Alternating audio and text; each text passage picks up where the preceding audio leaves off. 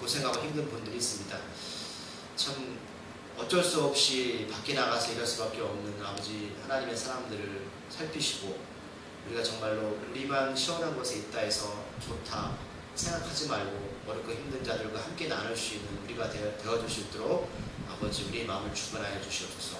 이 시간 우리가 말씀을 나눕니다. 이 말씀이 성령께서 인도하시는 우리를 찔리게 하시고 우리가 정말 올바른 길로 가고 있는가 다시 한번 점검하는 시간 되게 하여 주시옵소서. 우리의 생명을 믿음 가운데 지킬 수 있는 마음 허락하여 주시옵소서. 예수님의 이름으로 기도드립니다. 참 날씨 덥죠? 저희 기도했지만 뉴스 보니까 어떤 분들은 20대 중반인가 초반 어떤 친구가 밖에서 일하다가 쓰러졌더라고요.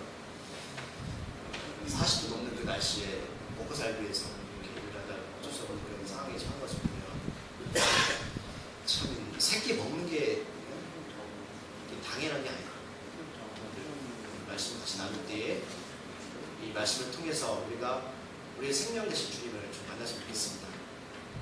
우리가 이 말씀 여러분 앞에 있는 그 본문의 내용은 2주 전에 나왔던 내용이죠. 기억하십니까? 잘 안 나시죠? 제가 잠 설명해 드릴까요? 하나님께서는 하나님의 사람들을 선택하셨습니다. 그 이유는 바로 하나님의 나라를 이루고 그들을 통해서 복음을 전하기 위해서 하나님께서는 그들을 들어주셨습니다. 그런데 여전히 그들이 그 하나님의 말씀을 듣고도 변화되지 않고 그냥 그 자리에 예루살렘에 머물기 시작했습니다. 하나님은 어떤 법을 취하셨죠? 바로 스데반이라는 집사를 선택해서 그를 순교시킵니다. 물론 스데반 입장에서는 좀 안타까운 일이 하지만 성경은 그는 아주 기쁜 마음으로 죽음을 맞이합니다.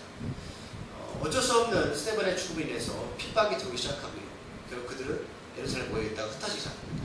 우리가 지난 2주 전에 나왔지만 그들이 핍박을 받고 고향 땅을 떠났을 때 그냥 떠난 것이 아니고 두루 다니면서 복음을 전하기 시작합니다. 이게 바로 하나님의 사람입니다. 하나님 우리를 이 땅에 보내신 목적, 사명은 내가 이곳에서 그저 먹고 사는 것에 끝나는 것이 아니라 바로 생명을 전하고 나누는 것입니다. 하나님 나라를 같이 나누는 것입니다. 그러기 우리가 분명한 목적과 삶이 있죠. 저는 소망이 있습니다.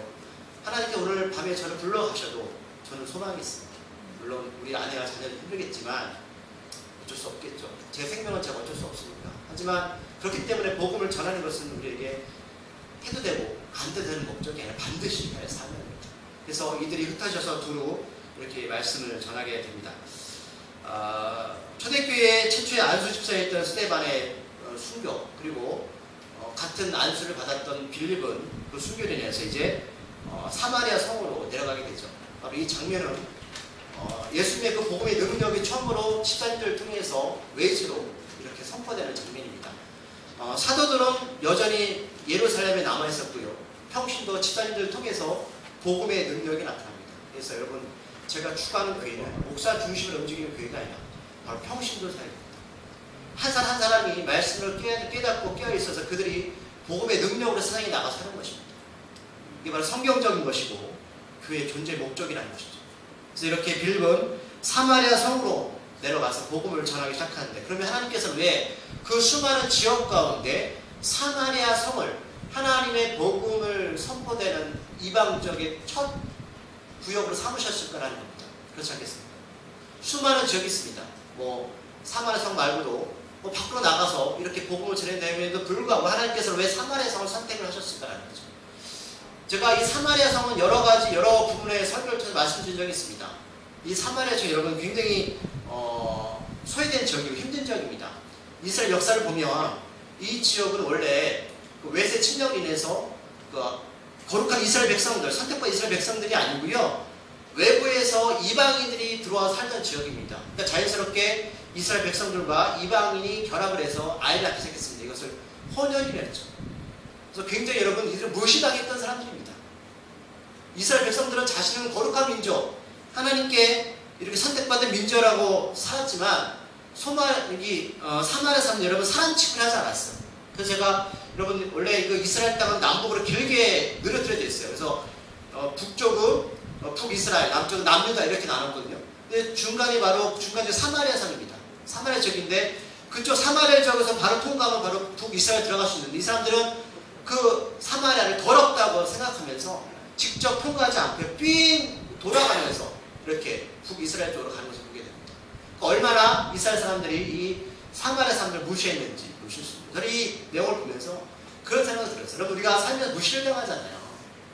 너무 배우지 못해서 가난해. 그런 생각 들지 않았어요? 몰라요. 저는 이제 그런, 제가 늘 말씀드리지만 저는 컴플렉스에 있는 사람입니다. 여러분들 제가 꽤 잘나 보이세요? 저 대학 공부만 10년 한 사람입니다. 대학원까지. 꽤 오래 했죠. 네. 잘났죠? 아니요. 우리 아버지가요, 저 대학 안 보내려고 공부를 나갔어요. 그만큼 가난했어요. 근데 하나님께서 은혜로 10년 동안 공부를 했죠. 잘나 보이세요? 저는 그렇죠. 사람들은 살아가면서 이 사마리아 사람들처럼 이렇게 무시를 당하고요. 이렇게 소외를 당하게 살아갈 수밖에 없는 그런 존재들이 있습니다. 그런데 하나님께서 이 사마리아 지역을 처음으로 복음을 전하는 그런 지역을 삼으셨다. 왜일까요? 하나님의 마음은요, 이런 곳에 있습니다. 비를 바로 그 땅에 보내신 거예요. 혼연일을 하면 우리나라도 그런 혼연일도 있잖아요. 6.25 전쟁 직후에 이렇게 외국인들하고 미국 사람들 결혼했는데 박일준 아십니까? 그 수많은 그 핍박과 어려움 속에 살았잖아요. 그런 혼연입니다. 그리고 우리나라도 이제 베트남 전쟁이 나갔었는데 라이따이안이라는 얘기 들어보셨어요? 한국계 베트남 사람 라이따이안. 그 사람들도 베트남에 있는데 한국인이 들어가서 거기서 이렇게 현지 철을 구해서 아이를 낳은 사람을 라이따이안. 이 뜻을 보니까 라이는 오다라는 의미인데 이게 호냐를 부를 때 뜻이고요. 따이아는 뭐 한국으로 온 사람 이런 뜻이라고 해서 이 뜻을 해석하면 한국인과의 혼연인 이런 의미입니다. 그러니까 우리나라도 그런 아픔이 있지만 베트남도 그런 아픔이 있고, 그러니까 이 역사를 보면 이 사마리아 사람들이 우리나라 사람이나 베트남 사람이 그런 아픔들이 있더라고요. 이건 우리가 이렇게 어떻게 하고 싶어서 겪는 아픔이 아니고요. 태어나보니까 혼연입니다. 태어나보니까 가난한 집이고요. 태어나보니까 문제가 있는 거죠. 근데 이런 지역을 하나님께서 빌립을 통해서 처음으로 복음을 전파하셨다는 거예요. 어떤 마음이십니까? 주님이 이 땅에 오신 목적이 뭐냐면, 여러분, 잘난 사람, 물론 그 사람 죄인은 아니지만 똑똑한 사람이 오신 게 아니고요. 아픈 사람도 있다는 거죠. 빌립은 바로 사마리아 지역으로 가서 처음으로 생명을 전하기 시작한다는 거예요. 그래서 예수 믿을 때는요, 내가 깨져야 됩니다. 나의 잘난, 내가 많이 배운 거, 내가 가진 거, 또 어떤 분들은 나 연약함, 또 그게 벽이 되더라고요. 나는 못났어, 난 가진 게 없어. 이 벽이 돼가지고요, 복음이 들어오지 못해요.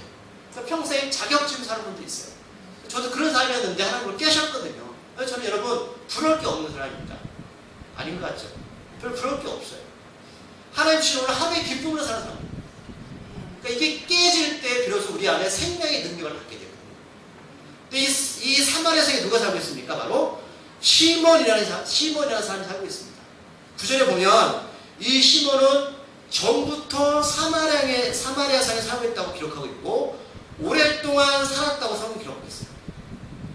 자, 시몬이라는 사람이 사마리아성의 본문 9절부터 11절까지 왜 이 성에 오랫동안 살고 있었는지 그 이유를 자세하게 설명하고 있습니다. 여러분, 한 사람이 어떤 지역에 오래 산다는 것은요, 그만큼 이유가 있겠죠. 그러니까 성경 그래서 오늘 기록하고 있는데, 이 사람이 직업이 뭐냐면 마술을 부리는 사람입니다. 마술은 우리가 생각하는 하찮은 마술이 아닙니다. 오늘 성경에 보니까 이 시몬이 했던 마술은요, 백성들을 놀라게 할 수준의 마술이었습니다. 마술이라는 단어를 찾아보니까 이런 해석이 나와 있더라고요. 여러 가지 도구나 손재주로 사람의 눈을 속여서 신기하고 이상한 일을 하여서 보이는 재주입니다. 그러니까 쉽게 말하면 사람을 눈을 속이는 직업이 바로 마술입니다. 그런데 사람들은요, 보세요. 여러분 살아오면서 마술을 분명히 거시라고 생각하잖아요. 우리가 속잖아요. 그런 것처럼 사람들은 착각 속에 빠진 사람인데 어떤 착각이냐면 이 마술처럼 내가 인생을 살아가면서 잘 살아오겠다고 생각합니다. 속아가는 인생이거든요. 그러니까 하나님이 이 시몬을 통해서 말씀하신 이유가 있는 거예요. 너희들이 인생을 살면서 잘 살고 있다고 생각하지, 믿고 있지. 그런데 어떻게 해요? 그 인생이 바로 속는 인생. 그러니까 이 시몬의 사람은요, 사람들의 눈을 속여서 오랫동안 사마리아 성에 살았던 사람이에요. 사람들은 내가 눈으로 보니까 분명히 맞다고 보겨요. 제가 복음을 전하면서 깝깝한 게 뭐냐면 사람들은요, 저도 그랬지만 자기 생각에 꽉 차 있습니다. 그러니까 하나님의 말씀을 전하는데 자기 생각에서 벗어나지 못해요. 목사님 다 듣고 나서 그래도요 저는 이렇게 살아왔습니다. 목사님 그 소리를 맞지만 그래도 이게 맞는 것 같아요. 그러니까 자기 안에 울타리 안에서 깨지지 못하는 분들이 너무 많아요. 그러니까 이 시몬의 사람이 그렇게 사람을 속이는 거거든요. 사단 말고 우리 인생을 그렇게 속이는 거예요. 우리 나라는 사람을요 그냥 교묘하게 속이고 살아갑니다. 너 지금 잘 살고 있어? 하나님의 말씀 인생의 전문가 앞에? 아니야. 네가 뭔가 해야 돼. 나는 그걸 맞다고 생각하는 거죠. 시몬은 자신의 능력을 과시하면서 성경에 보니까 스스로 큰 자라고 지칭합니다. 큰 자라는 거예요. 사람을 속이는 사람이 자기를 큰 자로 지칭합니다. 나는 잘났다는 거죠. 속이는 사람을 보면서 쾌감을 느끼는 겁니다. 너희도 나보다 못났다는 거죠. 여러분 사단은 우리를 그렇게 바라봅니다. 우리를 얼마나 잘 속이는지. 그러면 사단의 뜻 가운데 하나는 뭐냐면 속이는 자입니다. 속이는 자. 무당들에게 전보러 가면 꽤 잘 맞추는 분들이 있죠. 근데 어떤 분들은 그런 그러니까 용한 점쟁이 집에 가면요 가자마자 반말하는 거 아세요? 가자마자 반말합니다. 앉아. 나이 많은 사람한테. 근데 화가 나잖아요. 근데 질질질 끌려가요. 참 재밌죠? 뭐라는지 아십니까? 근데 나보다 용하다는 거예요. 능력 있다는 거예요. 질질 끌려가요. 만약에 여러분 밖에 나갔는데 어린 친구가 나한테 이렇게 반말하면 기분 좋으세요? 싸우겠죠? 근데 무당들이 얘기하면 잘 들어요. 이런 거야.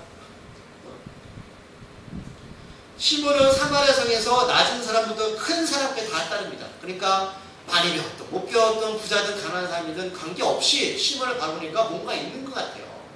그래서 그 사람을 따랐다고 성경 기록하고 있어요. 자, 여러분들 인생 가운데 누굴 따라갑니까? 저 사람을 믿으면 내가 저것을 따라가면 뭔가 될 것 같죠? 그죠? 같은 거. 우리가 속아 넘어가는 겁니다. 분별하셔야 돼요. 그러면서 사람들이 시몬을 향해서 위대한 사람이라고 하면서 하나님의 능력이 시몬을 통해 나타난다고 이야기합니다. 그러면 사마리아도 하나님 압니다. 그들은 유대 땅 안에 사는 사람들이에요. 그러니까 잘은 모르지만, 그러니까 잘 모르는 거예요. 하나님은 알지만 하나님이 누구신지 모르기 때문에 시몬을 통해서 나타난 능력이 곧 하나님의 능력이라고 착각하면서 사는 겁니다. 그러니까 우리 여러분 교회 다니면서요 이런 분들 있어요. 예수님이 누군지 몰라요. 오래 다녔는데 그분이 내 인생 가운데 누군지 잘 모르니까 분별이 안 가는 거예요. 이게 도대체 하나님의 능력인지 아니면 사단의 능력인지. 그러니까 지금 이 사마리아에 있는 사람들은 이 시몬을 통해서 하나님의 능력을 착각하는 사람. 사마리아인들도 이스라엘 사람들에게 무시를 당하지만 그 안에 살던 사람들이기 때문에 하나님의 능력과 존재를 알고 싶었지만 제대로 알지 못하고 있는 상황입니다.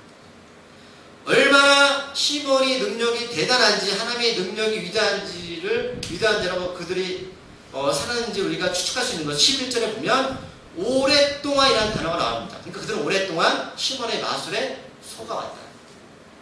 오랫동안. 시몬의 이 능력은 잠시 사마리아 성에서 행한 것이 아니라 아주 긴 시간 동안 계속해서 행해졌고 그들은 속아가면서 났다. 여러분들 인생 어떻습니까? 제 인생 어떨까요? 오랫동안 내 인생이 맞았다. 속아가면서 그렇게 살아올 수 있다. 우리나라가 복음이 들어오기 전에 가지고 있던 본래 무속신앙 같은 것들이 있죠. 뭐냐면 때로 무속인들이 하는 또는 그런 여러분 그 무당들도 귀신 내쫓아요. 보면서 놀라워하잖아요. 귀신들도 굿하면 귀신이 나가고 병도 고침을 받고 눈으로 보아도 우리들이 말하는 기적들을 행합니다. 놀라운 일입니다. 분명한 것은 어떤 영적인 세계가 분명히 있다는 겁니다. 이 세상이 단순하게 우리들이 보는 이 세상의 전부가 아니라 볼 수는 없지만 어떤 능력이 지금 존재하고 있다는 사실을 감지했어요. 그러나 그 존재, 영적인 세계가 하나님의 존재인지 사단의 존재인지 분별하지 못하는 것뿐이지 우리도 그랬지만 그것을 알고 있었어요. 그런데 오늘 원어에 보면 11절에 이 말씀을 어떻게 표현하고 있냐면 이렇게 표현하고 있어요. 그들이 그에게 귀를 기울인 것은 그가 오랫동안 마술을 그들을 놀라게 하기 때문이다. 그러니까 이들이 왜 소가 넘어갔냐면 그 시몬의 사람이 행했던 말씀을 귀로 들었다는 거예요. 눈으로 본 게 아니라. 귀를 기울였다는 거죠. 여기서는 어떨 때 귀를 기울일까요? 관심 있을 때. 말씀을 선포되어줄 때 사람들은 반응이 여러 가지입니다. 그럼 저는 여러분들 눈빛 보면 여러분들이 어떻게 말씀을 받는지. 그러니까 이들이 자기가 살아온 인생보다 그 말씀에 귀를 더 기울였기 때문에 거기에 혹한 거예요. 여러분들 인생 살아가면서 죄와 악에 빠지는 경우가 여기 있는 거예요. 어떤 곳에 귀를 기울이는가? 우리 인생 가운데 어떤 곳에 내 인생의 목표와 목적을 두고 살고 있는가? 우리가 말씀을 들으면 한다고 성경이 기록하고 있죠. 어떤 걸 듣는가라는 거예요. 어떤 말을 듣고 내 그것을 마음에 간직하며 살고 있는가라는 거예요. 근데 시몬이라는 이 사람의 그 말씀 사람들이 귀를 기울였다는 거예요. 혼미하죠. 이때 12절에서 그 반대편에 섰던 사마리아 성에 간 빌립을 통해서 놀라운 일들이 벌어집니다. 우리 12절 말씀을 한번 읽어볼까요? 오늘 8장 12절 말씀입니다. 자, 11절까지는 시몬이 행했던 그 마술에 대해서 쭉 설명하고 있고요. 12절에서 빌립이 행했던 일들을 이제 하나님께서 기록하고 있습니다. 다 같이 읽어보겠습니다. 시작. 빌립이 하나님 나라와 및 예수 그리스도의 이름에 관하여 전도함을 그들이 믿고 남녀가 다 세례를 받으니. 아멘. 자, 시몬이 행했던 일과 지금 성경에 이제 빌립이 그 사마리아 성에 들어가서 행했던 일들을 대조하면서 말씀하고 있어요. 자, 빌립이 했던 것은 두 가지입니다. 뭐냐면 첫 번째는 뭐예요? 하나님 나라를 전하는 겁니다. 두 번째 뭡니까? 두 번째는 예수 그리스도의 이름을 전하는 겁니다. 그러니까 우리가 말하는 전도라는 것은 바로 이겁니다.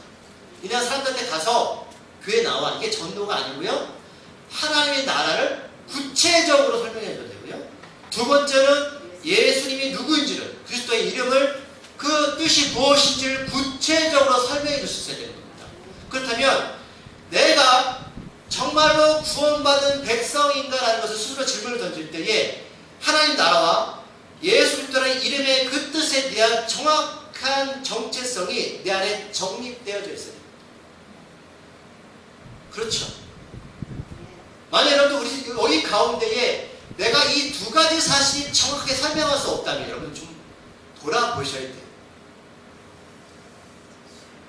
그리고 이것을 가지고 나가서 사람들한테 전하는 겁니다. 교회에 나와 이 뜻이 아닙니다. 즉 빌립은 이것을 구체적으로 전도하고 있는데 하나님의 나라와 예수님이 누구신지를 전하는 겁니다. 그러니까 마술은 여러분 눈에 속에서 사람을 혼미하는 거지만 복음은 구체적인 것을 말할 수 있는 거예요. 우리들이 사는 이 땅은 잠시 거쳐가는 곳이죠. 하나님 나라는 반드시 그 나라에 들어갈 수 있는 조건을 갖춰야 된다는 겁니다. 우리들이 외국에 나가는 비자라는 것이 하는 것처럼 하나님의 나라도 예수 그리스도의 이름을 통해서 그 비자를 받아야 된다는 거예요. 그 나라의 비자는 바로 예수 그리스도. 우리가 이전에 제가 이 그리스도라는 이름을 설명해 드렸죠. 이건 직책입니다. 이름이 아니에요. 예수는 예수님의 이름이에요. 그리스도는 직분입니다. 직책이에요. 예를 들면 김일중 목사, 제 목사가 제 이름은 아닙니다. 김일중이 제 이름이고요. 목사는 직분이에요. 교회에서 어떤 일을 하는 사람이에요. 그러니까 그리스도라는 것은 예수님이 바로 직분입니다. 직책입니다. 그러니까 이것을 설명해 주는 거예요. 예수님이 어떤 분이냐. 그리스도, 기름 부은 자 설명해 주는 구약에서 제사장, 선지자, 왕 이렇게 세 가지 사람이 기름을 부음을 받았습니다. 제사장은 죄를 용서해 주는 역할을 했고요. 선지자는 말씀을 선포하고 인도하는 겁니다. 왕은 나라를 다스리는 역할. 이 세 가지 역할을 가지신 바로 예수님이십니다. 그러니까 예수님은 우리를 죄에서 용서하시고요. 생명의 말씀으로 인도하시고 우리를 예수님 우리 사람들을 하나님의 백성을 왕으로 삼으신 거예요. 이 세 가지가 바로 예수 그리스도다 라는 것을 바로 사마리아 사람들에게 선포하고 가르쳐 줬고 이것이 바로 우리 안에서 정립되었을 때 바로 그 사람이 하나님의 나라, 영원한 하나님 나라에 들어갈 수 있어 라는 것을 설명해 주는 거예요. 그러니까 여러분들이 전도를 할 때 이것을 구체적으로 설명해 줄 수 있어야 되고요. 그리고 내가 내 안에 이것이 분명하게 있어야 된다.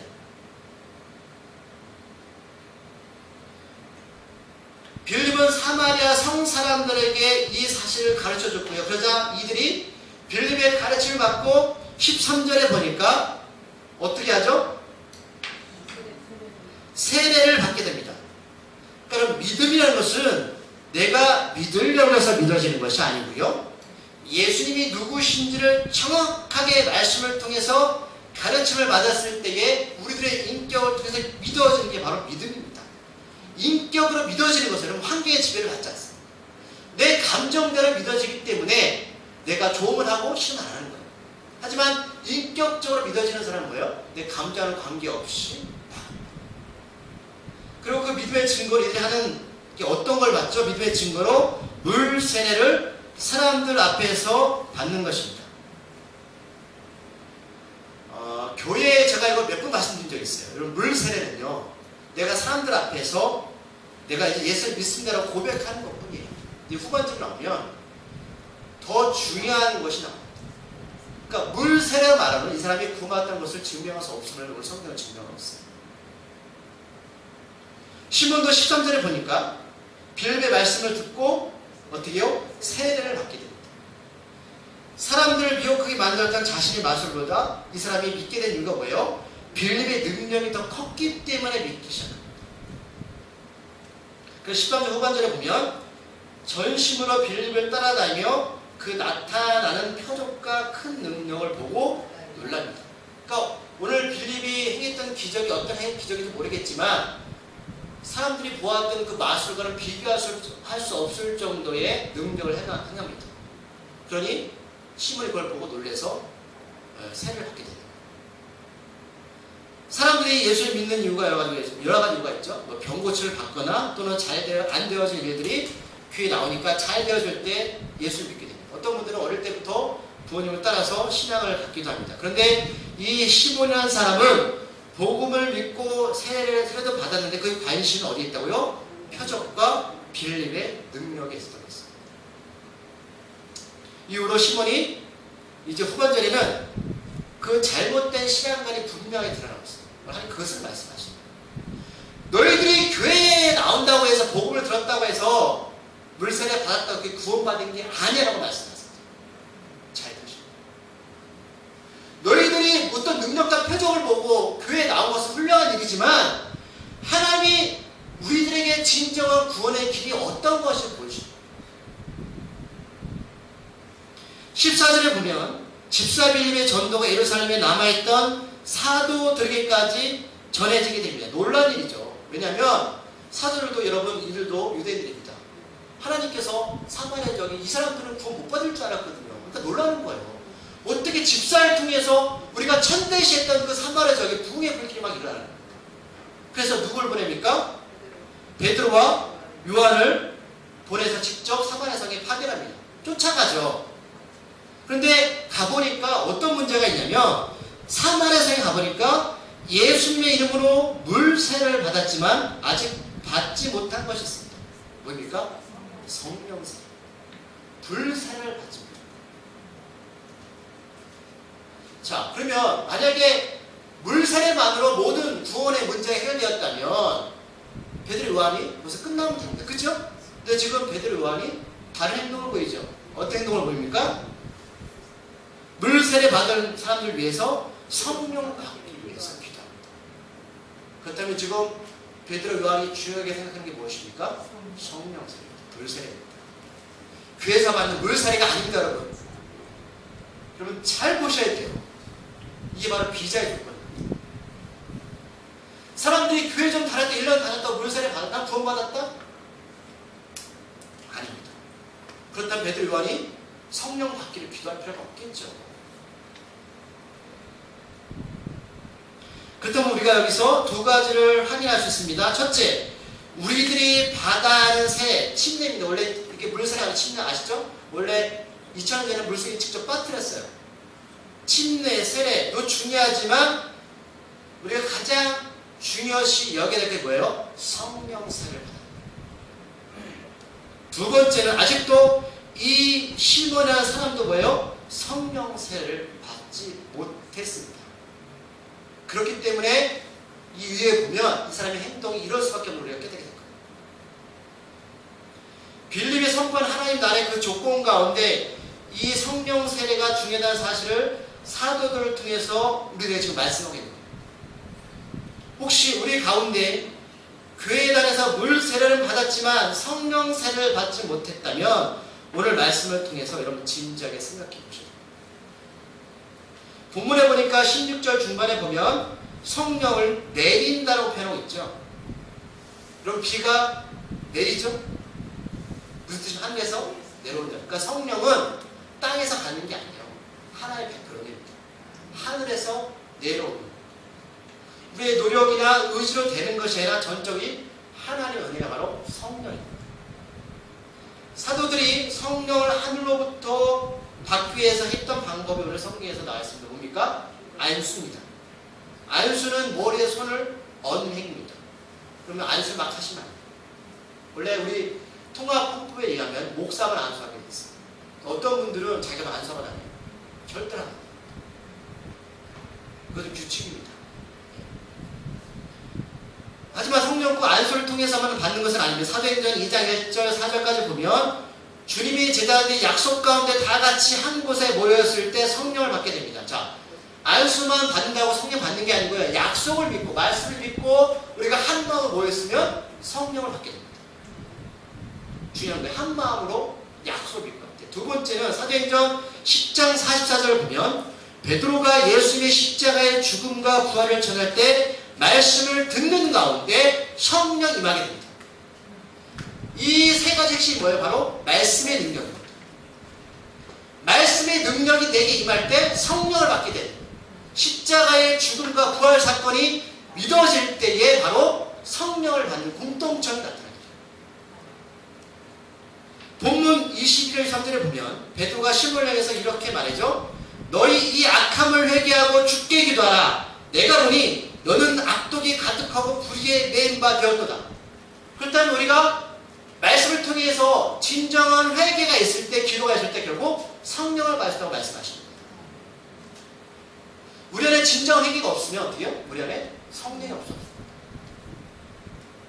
시몬이 베드로와 요한의 안수를 통해서 사마리아 성 사람들의 성령을 받게 되니 충격을 받게 됩니다. 처음 보는 장면이죠. 그래서 사도행전은 막 혀가 불의처럼 갈라지고 막 방언이 터져나오고 병이 고침을 받고 이런 능력이 나타나기 시작하는 거예요. 성령을 통해서 어떤 능력이 나타나는지 모르지만 구체적으로 설명하고 있지 않지만 오늘 시몬의 충격을 받고 18절 19절에 보면 베드로와 요한한테 이런 요구를 합니다. 어떤 요구를 하죠? 내가 이 성령 주는 방법을 돈으로 사고 싶다는 거예요. 그래서 나도 그걸 받아서 어떻게 해요? 사람들에게 성령을 주고 싶다는 거예요. 이 사람들이 성령을 받겠다는 시몬 이유가 뭐예요? 이걸 통해서 돈 벌겠다는 욕심입니다. 자, 교회에 들어와서 말씀을 따랐어요. 믿기까지 했습니다. 물세도 받았습니다. 그런데 시몬이 이런 행동을 왜 할까요? 진정한 회개가 없었어요. 말씀의 능력을 통해서 자신이 변화가 일어나지 않습니다. 그러니까 제가 강조하잖아요. 교회에 다니는 사람 왜 그러냐고 말씀하지 마세요. 교회는 다 다닐 수 있어요.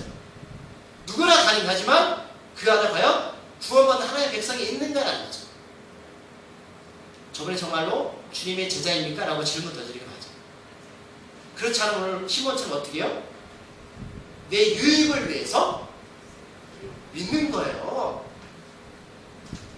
그 사람들이 모여요. 교회에 모입니다. 장사도 하고 사업도 하고요. 그렇죠? 보십시오.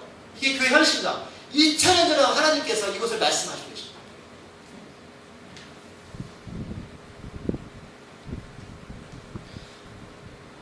이 시몬은 오랫동안 마술을 통해서 얻은 지위나 권력을 성령을 통해서 탐하고 있는 거예요. 왜 성령을 받아야 하는지 그 의미를 시몬은 지금 모르고 있어요. 내가 왜 말씀을 믿었는지 세례 받았는지 그걸 몰라요.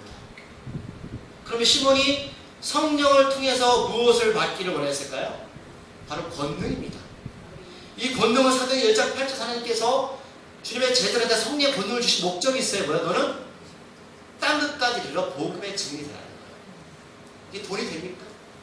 여러분 목사가 여러분 우리 교회가 살이 많아지고 이제 저 삶이 많이 바뀌었죠. 이제 부자 될 거예요. 그죠? 전도하세요. 저 장사꾼 되는 겁니다. 시몬하고 똑같은 사람 됩니다. 권능은 사람을 살려주시는 거예요.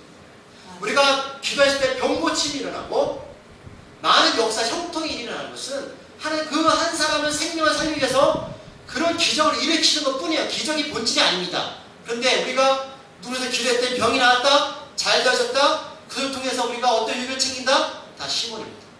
장사꾼입니다. 기억하셔야 돼요. 오늘 이 권능을 헬라 언어에 보면 오늘 권능은 두 가지 의미가 있습니다. 먼저 두나미스가 있는데 오늘 사도행전 1장 8절의 권능은 바로 두나미스인데 이게 어떤 뜻이냐면 성령을 통해서 밖으로 나타나는 능력입니다. 그러니까 뭐 귀신이 쫓김당하고 그죠? 그런 능력이 나타나고 벙어리가 말을 하게 되고 이게 사도행전 1장 8절에 바로 두나미스 권능이고 오늘 이 성경이 말하는 이 권능은 여수시다인데 여수시다 이게 어떤 뜻이냐면 밖에서 나타난 능력이 아니고 내 안에 나타나는 심적인 성령의 심령의 능력입니다. 그러니까 오늘 이 베드로와 요한이 행했던 이 성령의 권능은요 밖으로 나타난 외적인 능력이 아니고 우리 안에서 심령이 변화되는 거예요. 그런데 지금 이 시몬은 여수시아가 아니고요 밖으로 드러나는 두나미스를 원하고 있는 거예요. 그러니까 진정한 내 안에 생명을 찾지 못하고요 그걸 통해서 무엇인가 얻기를 바라는 마음. 이해하시죠? 시몬은 참된 복음으로 위한 도구가 아니라 자신의 과거에 살았던 잘못된 삶을 계속해서 버리지 못하고 자신의 생명이 걸린 구원 앞에서도 솔직하지 못하고 자신 이익 때문에 마음이 다른 곳에 있습니다. 불쌍하죠. 그러자 베드로는 20절에서 24절까지 사단이랑 통해서 시몬을 강력하게 지금 책망하고 있습니다. 이 책망이 우리의 책망이에요. 20절에 보면 첫 번째, 하나님의 선물을 돈을 주고 살 줄로 생각하고 있으니 내가 그렇게 원하는 돈이 은과 함께 망할 것이다. 너 재물 원하지? 그래, 한번 벌어봐. 그런데 그와 함께 너는 망할 거야. 저주하는 거죠. 만약에 여러분들께서 시몬 같은 사람이 있다면 제가 여러분들께 저주하면 어떠실까요? 되게 성경적인 겁니다. 당신 망할 겁니다. 이게 참된 목자예요. 여러분들이 좋은 소리 하는 참된 목자가 아니에요. 당신 망할 겁니다.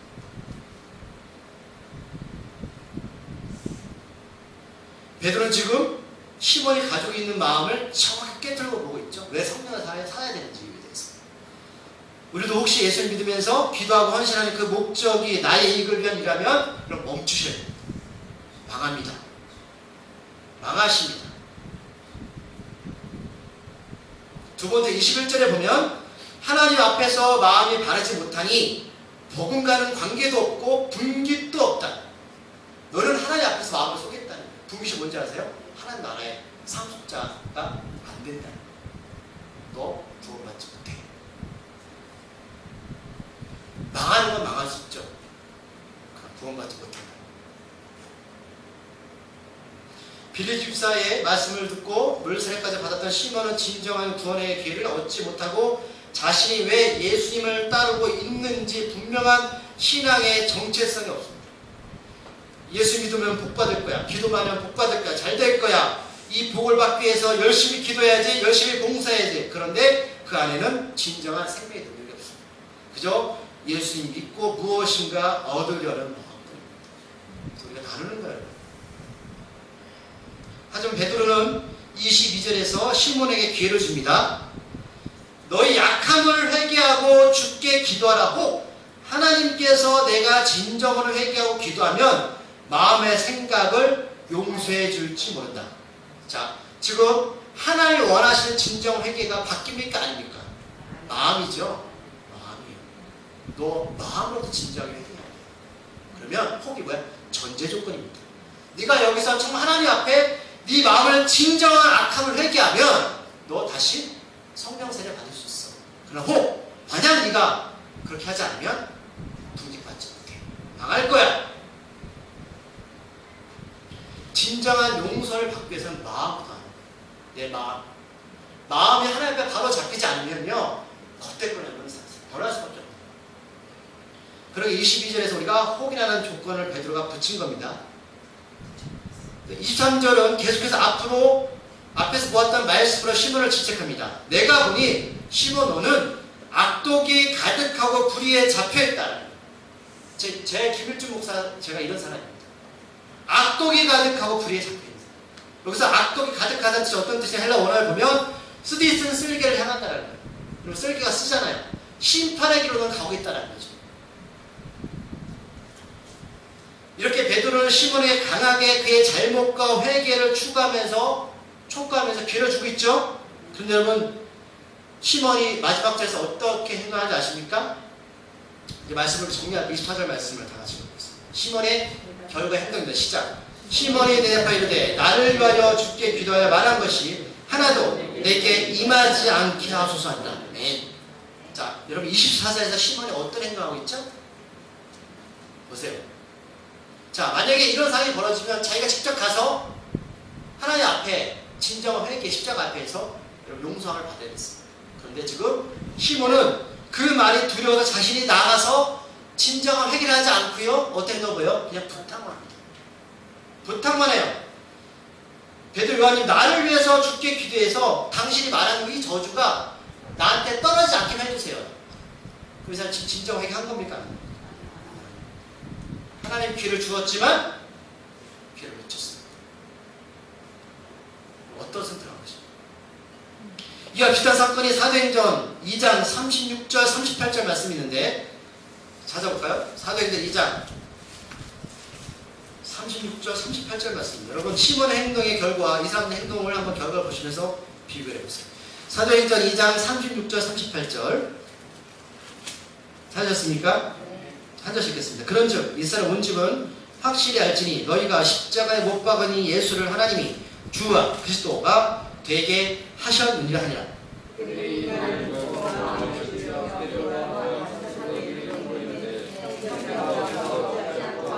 같이 읽겠습니다. 베드로가 이르되 너희가 회개하여 각각 예수 그리스도의 이름으로 세례를 받고 죄 사함을 받으라. 그리하면 성령의 선물을 받으리니. 아멘. 오늘 베드로가 똑같은 이야기입니다. 주와 그리스도 앞에서 빌립에 전했던 하나님 나라와 예수님이 누구신지를 전한 거예요. 그렇죠? 전했는데 37절에서 그 사람들이 그 얘기를 듣고 어떤 행동을 보이죠? 그들이 그 복음을 듣고 마음에 찔립니다. 아까 시몬은 어떻게 했어요? 마음에 안 찔렸죠? 부탁만 하는 거예요. 나 상관없는 거예요. 복음의 능력이. 생명과 관계가 없습니다. 내가 영원한 죽음에 가든 나 지금 이 땅에서 자유가 찾아되는 거예요. 그러나 이 사람들은 복음을 듣고 마음에 찔려서 베드로와 다른 사도에게 묻습니다. 형제들아, 우리가 어찌할꼬? 사도님, 제가 어떻게 하면 구원 받을 수 있습니까? 제가 앞으로 어떻게 살아야 됩니까? 저는 지금까지 이런 잘못을 저질렀습니다. 이렇게 살았습니다. 내가 정말 예수님을 나의 구원자로 여기고 내가 회개할 텐데 그럼 나는 어떤 길로 가야 됩니까? 이게 바로 시몬과 이 사람들의 차이입니다. 저는 이 현상이 지금도 똑같이 일어난다고 봅니다. 사람들이 교회 나오지만 이렇게 어찌할 거라고 하나님 앞에 진지하게 나의 생명의 문제를 가지고 매달리는 사람이 있는가 하면 어떤 사람들은 그냥 기도만 해주세요. 이렇게 끝납니다. 그랬을 때 베드로가 이런 너희가 회개하고 각각 예수 그리스도의 이름으로 세례를 받고 죄사를 받으라. 그리하면 뭐요? 최종적으로 성령을 선물로 받을까? 너희들 성령 받아야 돼. 회개하고 제사 받는 의미가 뭐예요? 성령을 받고 있습니다. 그러니까 성령 받은 사람이 교회에 오면 능력이 나타나기 시작하는 거죠. 그런데 사람들이 많이 모였어요. 그런데 그냥 댕긴 거죠. 자, 시몬도 교회에 들어와서 복음을 분명하게 들었습니다. 하지만 그는 기회를 얻었지만 성령을 받을 기회를 놓쳤습니다. 우리들은 말씀의 복음을 듣고 어찌할까 하면서 성령을 선물로 받은 자입니까? 아니면 시몬처럼 말씀을 듣고 기회를 받았지만 나는 여전히 관계없이 생각하고 과거의 삶에 집착하면서 정리하지 못하면서 사는 사람입니까? 여러분, 이것은 생명의 문제가 있습니다. 저 여러분들 마음 몰라요. 어떤 신앙생활인지 몰라요. 제가 아는 거 중요하지 않습니다. 하나님께서 하십니다. 혹 네가 그랬으면 좋겠다라고 하나님 하는 거죠. 기도하시겠습니다. 하나님, 오늘 시몬을 통해서 지금의 현실의 교회를 우리에게 말씀하고 계십니다. 그러나 지금까지 예수를 믿으면서 수없이